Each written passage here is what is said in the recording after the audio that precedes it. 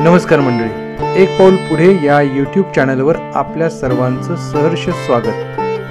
PMC केंद्र शाळा शंकरराव चव्हाण विद्यामंदिर पुनाळ तालुका पन्हाळा या प्रयोगशाळेची वार्षिक तपासणी सन 2024-25 या सालातील वार्षिक तपासणी आदरणीय विस्तार अधिकारी मॅडम सौभाग्यवती जयश्री जाधव मॅडम यांनी केली।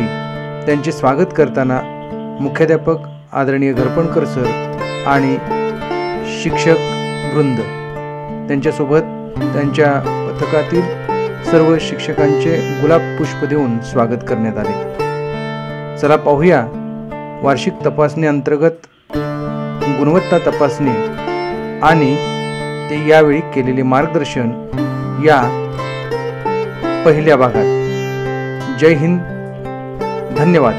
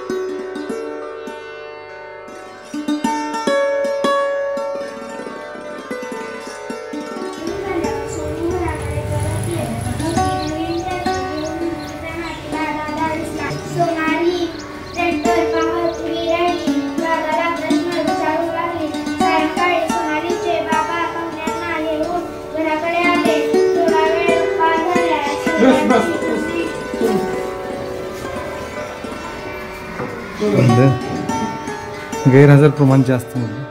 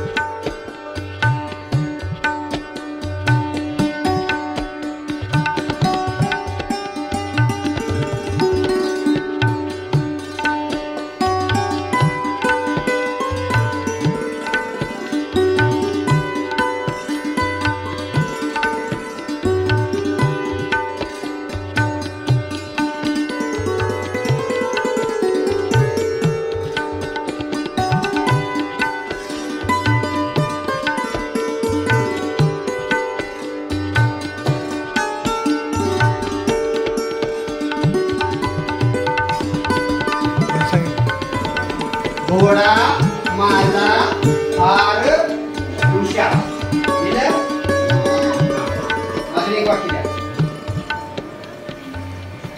उंच हल्ल्या उंच भरारी भरारी भरती भरारी भरारी दोन्ही काळ. उंच भरारी दोन्ही काळ. लागणारा केलेली उपकार लागणार. आपण उपकार करतोय एखाद्यावर लावून येते एखादं आहे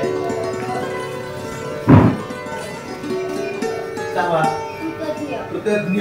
बरोबर. त्याच्या विरुद्धात दिसत कोणाला कृतज्ञच्या विरुद्धात असेल कृतज्ञ कृतज्ञ कृतज्ञ कृतज्ञ कृतज्ञ कृतज्ञ. त्यानंतर विरुद्धार्थी सुद्धा एक सांगायला. विरुद्धार्थी सांगितलं तुम्ही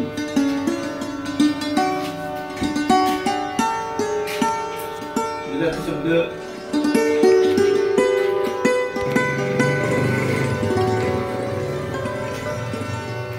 किंवा स्वच्छ घ्या. स्वच्छ याच्याबद्दल सुद्धा स्वच्छ अस्वच्छ स्वच्छ उंच उत्का कणक कणक या शब्दाचा समावेश झाला. कणक सांबा सोनी सोनी. बरोबर. सूर्य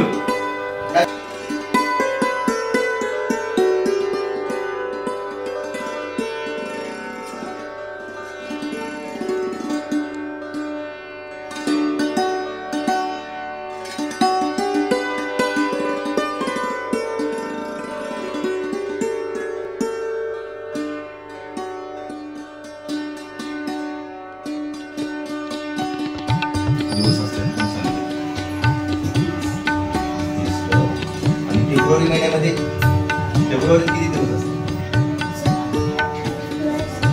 28 किंवा जानेवारी पासून डिसेंबर पर्यंत म्हणजे पूर्ण एका वर्षात किती दिवस असतात?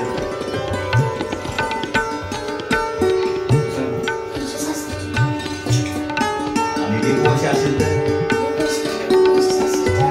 एक वर्ष नसेल तर 365. बरोबर.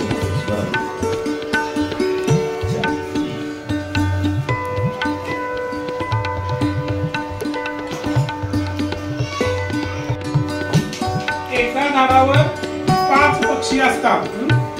त्यातले 3 पक्षी उडून गेले. किती पक्षी राहिले?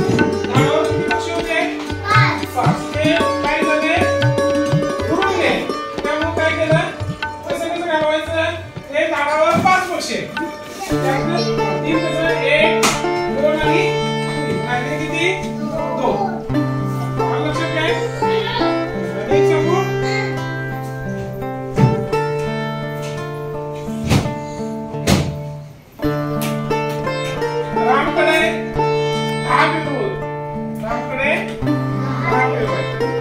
आणि श्यामकडे 3 पेरू आहेत. एकूण किती पेरू झाले? आपण करायचं. हा तू सांग. तुमच्याकडे जा. सांग की. 3 पेरू होते. किती झाले? एकच विचारले किती झाले? बरं पहिले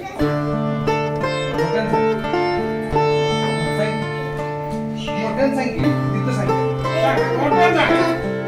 सांग तू कोण मोठ्या? मारत नाही काय नाही सांग मोठ्यानं म्हण की 13. बरोबर आहे. सांग आपण.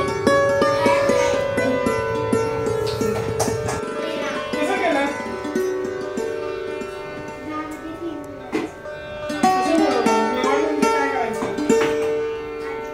आधी कोणी काय करायचं? बोलायचं आधी करायचं म्हणजे काय करायचं? लगेच काय करायचं? अगदी बरोबर आहे. एक कसं करायचं? गट्टा करायचा. सांग. म्हणजे ज्या त्रिकोणाच्या तीनही बाजू समान आहेत त्याला समभुज त्रिकोण म्हणायचं. नाव लक्षात ठेवलं आणि नावाचा अर्थ समजून घेतला गेला की त्याचा गुणधर्म आपल्या आपण लक्षात राहतो आपल्या. दुसरा त्रिकोण कोणता होता? समद्विभुज त्रिकोण. त्या दोघांना अशीच नावं का दिलेली आहेत हे पण लक्षात घ्या ना, कारण त्या नावामध्ये त्याचा अर्थ दडलेला आहे. मग ते वेगळं आणि पाठांतर करायची काही गरजच नाही ना आपल्याला. समद्वि, सम म्हणजे काय? समान. द्वि म्हणजे काय? दोन. आणि भुज म्हणजे काय? बाजू. त्रिकोणाला टोटल किती बाजू असतात? 3. त्यापैकी 2 बाजू ज्या समान आहेत त्याला समद्विभुज त्रिकोण असं म्हणतात. हे मी तुम्हाला सातवीमध्ये शिकवलेलं होतं आणि कसं लक्षात ठेवायचं हेही सांगितलेलं होतं. तसंच याचं पण नाव बघा जरा काय आहे? त्रिकोणाचा बाह्य कोन. बाह्य म्हणजे काय? बाहेरचा. बाह्य या शब्दासाठी इंग्रजी शब्द कोणता आहे? एक्सटेरियर. एक्सटेरियर म्हणा. एक्सटेरियर. सगळ्यात पहिल्यांदा आपण एक त्रिकोण काढू. मी त्याचं माप वगैरे घेतलेलं नाहीये. जनरलच एक त्रिकोण ड्रॉ केला मी. त्रिकोणाला आपण नाव देऊया ABC. जरा त्रिकोणाचं नाव कोण वाचेल? प्रगती. राईट. त्रिकोण ABC हे त्रिकोणाचं नाव आहे. एक साधा त्रिकोण आहे, समभुज आहे किंवा विषमभुज आहे आपण बघू नका. फक्त त्रिकोण काढलेला आहे. त्रिकोणाला किती कोण असतात? 3. कुठे कुठे असतात? वरती एक, खाली 2. आता तुम्हाला हा त्रिकोण जसा दिसतो तसे कोण आहेत.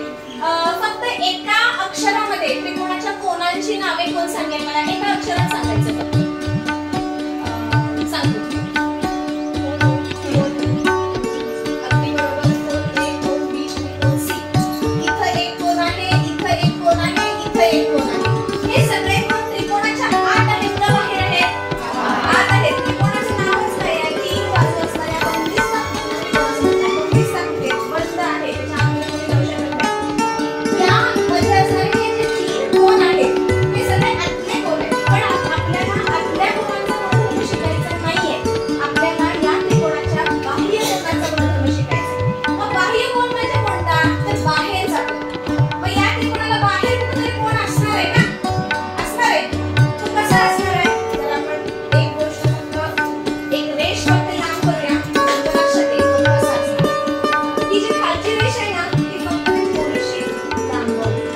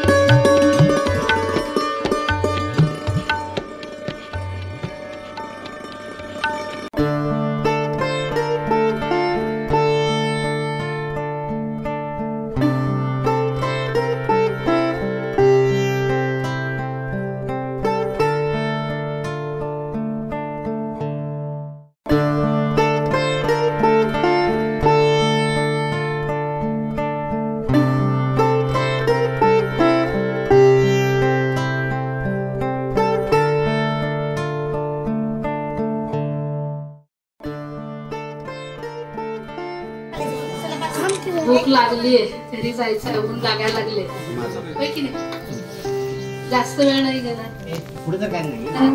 मॅडम, पीएमसी शाळेची तपासणी घ्यायची. पीएमसी म्हणून तुम्ही गेली वर्ष 2 वर्षापासून पीएमसी शाळा म्हणून डेव्हलप होती आणि त्यात होणारे बदल, 2 वर्षापूर्वी शाळेला भेट केली होती, त्याच्यातले आताचे काही बदल खरंच उल्लेखनीय आहेत. वर्गामध्ये गेल्यानंतर वर्गातलं तुमचं शैक्षणिक साहित्य आणि ते तुम्ही हाताळताय हे बघून कौतुक तुमच्या सर्वांचं. कारण बऱ्याचशा गोष्टी अशा आहेत की कदाचित त्या आपल्याला इतर शाळांच्या मध्ये मिळणार नाही, त्या तुम्हाला इथं मिळताय.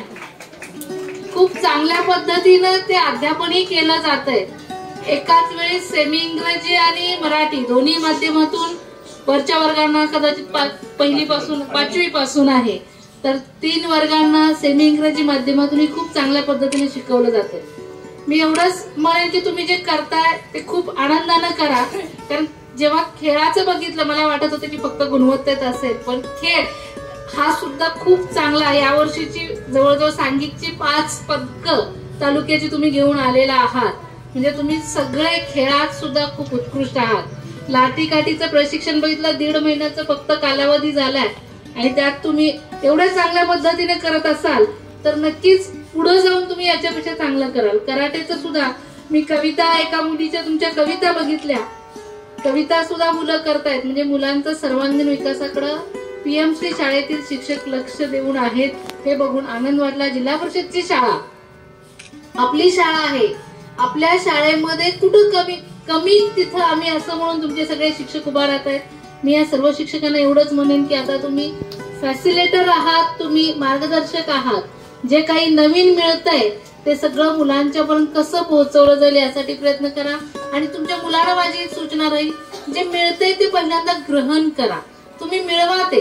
कारण तुमच्या इथं खूप आहे, खूप साहित्य आलंय, पण ते मोडायचं तोडायच्या ऐवजी त्यातनं शिकायचं काय हे बघा.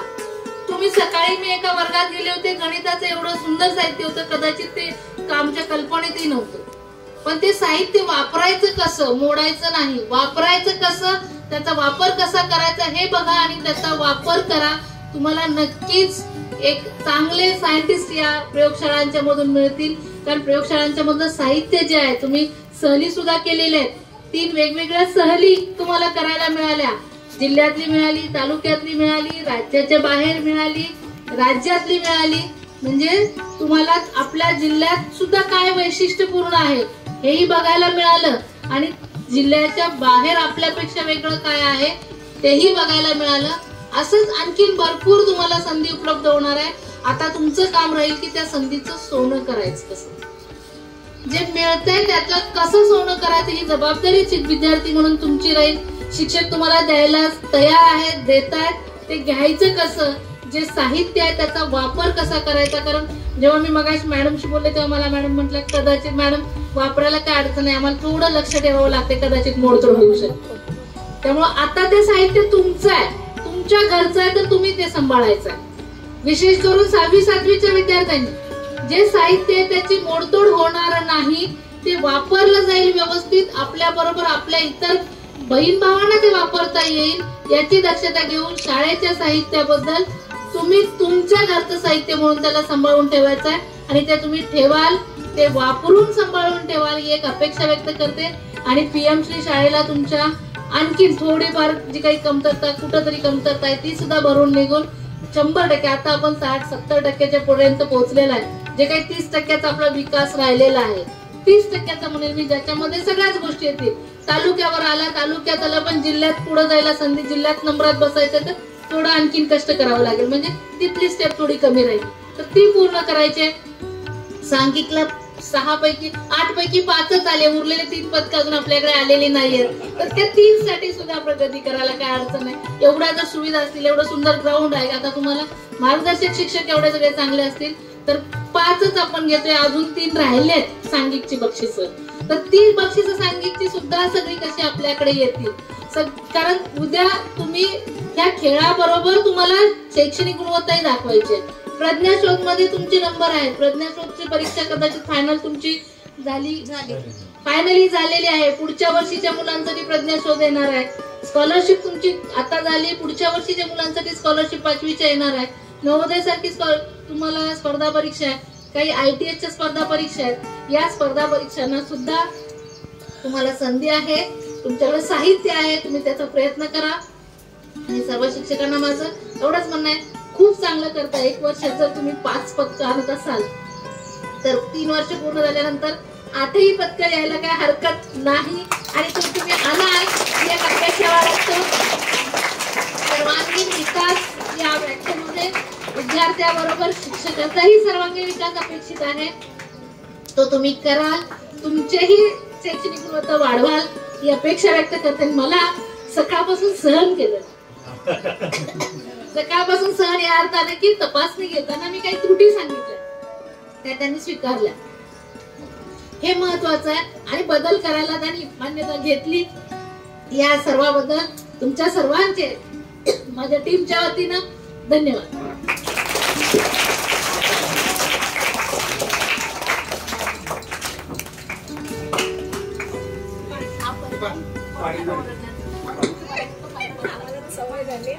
नाही नाही मला ही सवय होती कंटिन्युअस मॅडम. या ठिकाणी विद्यार्थ्याचा सर्वांगीण सातत्यपूर्ण विकास हाच आमचा ध्यास या टॅगलाईन खाली आमची सर्व शाळा, आमचे सर्व शिक्षक बंधू भगिनी कार्यरत आहेत.